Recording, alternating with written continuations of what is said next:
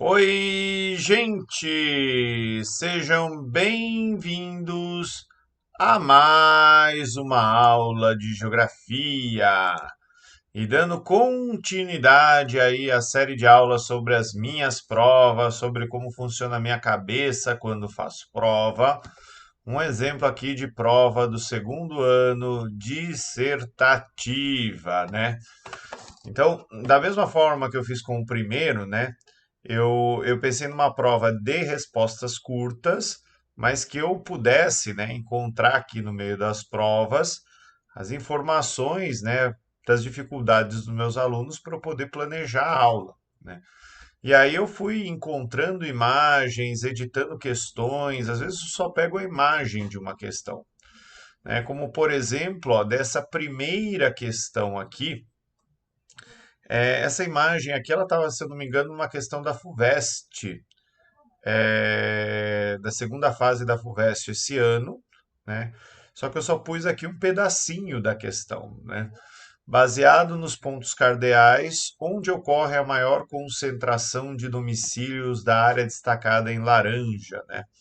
Então a ideia aqui é que o aluno conseguisse perceber o formato da área destacada em laranja, entender que a área destacada em laranja na imagem de satélite corresponde a essa área vermelha aqui, né?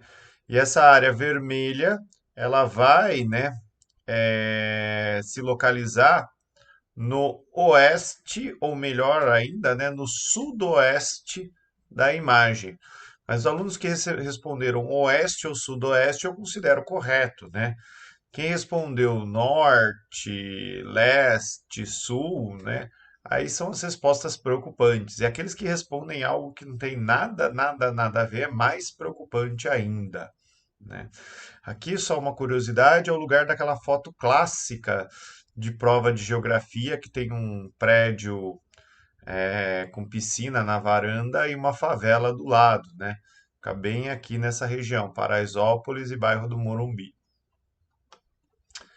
A questão número 2, ela é bem interessante, até porque com ela aconteceu, né, algo inesperado quando eu montei a questão. Então era assim, analisando o infográfico, quais são as regiões, né, com melhor e pior situação no que diz respeito à coleta e tratamento de esgoto, né? Ele quer que eu responda aqui, ó, respectivamente, qual que é a melhor, qual que é a pior situação. Eu vou pôr aqui o mapa bem grande para que vocês consigam enxergá-lo da maneira apropriada. Então, quando eu montei essa questão, eu nem olhei para os quadradinhos que estavam aqui na imagem, né? E o que que eu vi aqui? Eu falei, aqui tem a melhor condição é o sudeste, aqui tem pior condição é o norte, né? Então a ideia era que os alunos respondessem isso, né? Melhor condição sudeste, pior condição é o norte. Só que daí, né, eu estava corrigindo a prova e um dos meus alunos, né, levantou a seguinte questão: mas professor, quando a gente olha aqui, ó, na região sul do Brasil, tem um dado que está estranho no mapa, né? É, porque ele vai aqui, ó, ele traz uma setinha, né? 15,8 milhões, entre parênteses, 65% com atendimento adequado, né? E aqui no Sudeste dá 59% com atendimento adequado.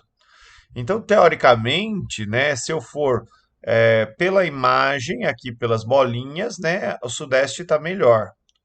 Mas, se eu for, né, pelo quadradinho aqui, o Sul está melhor. Tá? Então, daí eu acabei tendo que considerar essas duas possibilidades. Aqueles que responderam Sudeste e Norte, porque olharam, né, nas bolinhas aqui do cetograma, do gráfico, ou aqueles que olharam, né, nesse quadradinho e aí ficaria o sul e o norte, tá? Como melhor e pior. Então, às vezes a gente faz a prova também e a gente descobre, né, na hora de corrigir um outro caminho, uma outra possibilidade de respostas. Bem, voltando.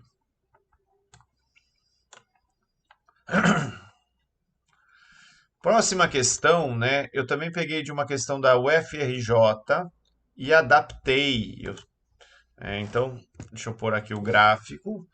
Tem aqui, ó, uma série de informações sobre imigrantes venezuelanos, né? E aqui, sempre que você vai olhar um gráfico, né, olha o que é maior, o que é menor, né? Então, quando eu olho por grupos de idade, a maioria dos imigrantes venezuelanos que vieram para o Brasil são adultos, aí na faixa de 20 a 39 anos, e a maioria deles tem o ensino médio completo, né? Isso é uma informação importante para responder o resto da questão. Apresente um aspecto positivo decorrente da entrada de imigrantes venezuelanos no Brasil, né? Se eu tenho ali mais adultos e adultos com ensino médio completo, o aspecto positivo é que eles são mão de obra, né, com alguma qualificação entrando no país, né? Então isso acaba sendo positivo. Eu não perguntei, mas um aspecto negativo disso seria, né, a concorrência com os trabalhadores locais. Questão 4. Questão 4 tem aí um gráfico de sobremortalidade masculina em relação à população feminina. Então tem aqui o gráfico, né? A gente já sabe que morre mais homem do que mulher, mas notem que houve uma variação de 1940, quando a população estava na sua maioria no campo, para 2015 com a população na cidade, né? E essa variação aparece principalmente aqui nessa faixa de idade dos jovens e adultos. E aí eu perguntei o seguinte, né? Qual o intervalo de idade em que a sobremortalidade masculina se tornou bem maior, e aí eu defino o que é esse bem maior, igual ou superior a 0,3 em 2015, se comparado com dados de 1940. Então volta aqui, né? Então, eu quero um intervalo igual ou superior a 0,3. Vai começar aqui com 10 anos e termina aqui com 45 anos, ó, né? Todos os outros aqui são maiores, mas 1,6 para 1,9 dá 0,3, 1,2 para 1,5 dá 0,3. Então, era esse intervalo que eu queria dos 10 aos 45 anos. Tem aluno que fala assim: ah, professor, mas se eu pôs de 10 a 35, você não dá meio ponto? Não dá, né? Porque a questão ela foi bem específica.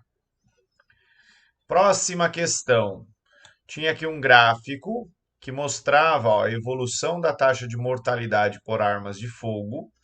E aqui ele mostra a população total embaixo e população de 15 a 29 anos em cima, né? E aí eu peço o seguinte, ó, qual a relação que pode ser estabelecida entre o gráfico a seguir, né, esse gráfico aqui, e o gráfico da questão anterior, né? Então, teve aluno que explicou, ele veio aqui, explicou o que era esse gráfico, veio aqui, explicou o que é esse. Mas aí você não traçou uma relação que é interligar. Então, isso também me dá uma informação muito importante, porque eu vejo, né, o que eu preciso desenvolver para os meus alunos, né, como que você conecta informações diferentes. E aqui a ideia era simples: morrem mais homens do que mulheres, né? E acaba sendo bem coincidente a faixa mais expressiva dessa mortalidade do que com o período aqui, ó, né, do gráfico, que é de 15 a 29 anos, envolvendo armas de fogo. Portanto, a conclusão que se chega, né, relacionando os dois gráficos, é que a maioria das pessoas jovens que morrem por arma de fogo são homens, né? Ou a maioria dos homens, quando morrem, morrem por armas de fogo. Aí você está relacionando, né, os dois gráficos. Essa prova para mim foi interessante porque eu descobri que eu podia pôr vídeo na prova, né? Até então eu não sabia que eu ia conseguir fazer algo do gênero, né? Então eu pus aqui um link para os alunos assistirem, né? Uma campanha de violência contra a mulher, nenhuma menos, se alguém quiser procurar no Google. É, Também coloquei aqui uma tabela com casos de estupro em todas as cidades que eu dou aula e perguntei o seguinte: cite uma medida que poderia reduzir a violência e o preconceito contra as mulheres, que não seja ligado ao endurecimento das leis penais. Então, o que que eu quis com isso, né? Primeiro, ver se eles estão lendo. Eu tirei o que seria a resposta básica, né? A resposta mais simples aí, a primeira coisa que eles pensariam, que seria, né, prender por mais tempo, punir, né, de maneira mais assertiva e intensa. E a ideia era que eles refletissem, parassem para pensar e falar, ué, o que que dá para eu fazer se não é punir, né?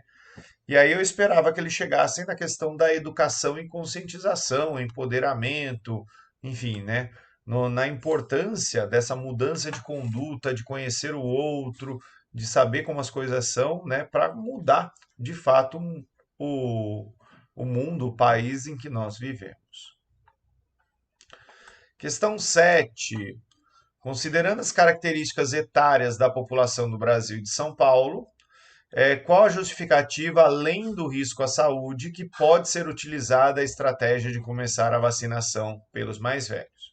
Aqui tem uma pirâmide dupla, né? Brasil é amarelo, São Paulo é azul, mas o formato das duas é parecido, então não destoa muito. Aqui eu queria que o aluno olhasse para a pirâmide, não respondesse o básico, né? Falasse aquela coisa que está sendo martelada aí o tempo todo do risco, né, à saúde dos idosos, por isso que eu pus aqui além do risco à saúde, mas eu queria que ele trouxesse informações que não estão no exercício, mas que são amplamente divulgadas, como por exemplo o fato da gente ter pouca vacina no Brasil nesse momento. E aí, né, se ele sabe disso, que tem pouca vacina, se ele olha que o número de idosos aqui nas faixas etárias mais elevadas é bem pequenininho, a gente consegue entender, né, um dos porquês de se começar por cima, além das questões de saúde, né? Tem pouca vacina, tem pouco idoso, né? Começando ali por cima, você consegue fechar toda a categoria de idade de uma determinada população.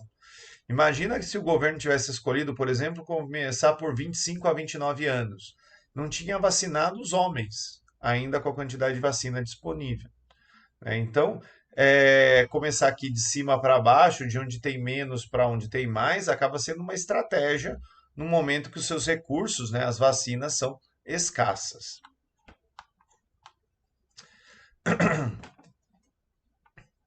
Essa é uma outra questão interessante. Aqui tem um gráfico, né? A linha branca mostra a idade média de morte dos brancos e a linha escura, né, mostra a idade média de morte de negros. Percebam que desde o nascimento até aqui os 65 anos, mais ou menos, sempre morre, né, mais negros do que brancos. E por causa disso, né, poucos são os que vão conseguir chegar acima dos 65 anos.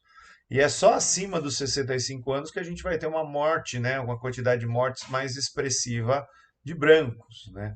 Então, quando eu olho a pirâmide etária aqui em cima e eu olho esse gráfico aqui, né, qual população foi majoritariamente vacinada até agora? No momento que eu tinha feito as questões, foi até o dia 14 de março, né?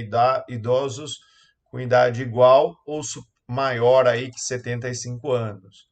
Então, olhando aqui, gente, dá para perceber, né, que provavelmente foram idosos brancos, né? Foi a população branca, já que tem poucos negros que chegam nessa idade, né, de 75 anos para cima. Eles morreram antes, né? Essa é uma das faces de preconceito racial, de desigualdade racial que existe no nosso país.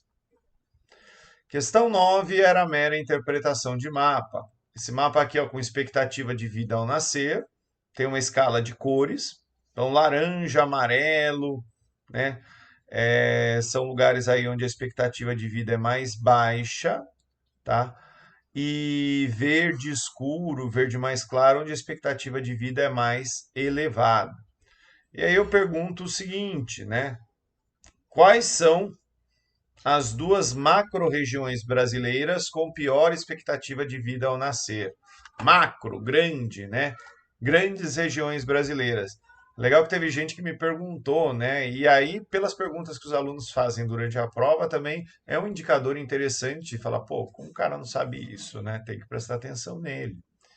É a região norte e a região nordeste, né? Que vai ter mais estados aí nessa faixa de idade. Então, voltando, né? Norte e Nordeste são as regiões aí, ó, com mais estados com expectativa de vida baixa aqui, ó, nesse gráfico. E por fim, né? Último exercício da prova, taxa de crescimento da população brasileira no período. Sempre olha o que tem mais da categoria menor e da categoria maior, né? Então, onde cresceu mais aqui foi o norte, onde cresceu menos foi o sul, né? E aí a pergunta: qual região apresentou menor taxa de crescimento populacional no período? Região sul. Mera interpretação de mapa, esses dois exercícios. E é isso, gente. Muito obrigado pela atenção de todos. Tchau, tchau.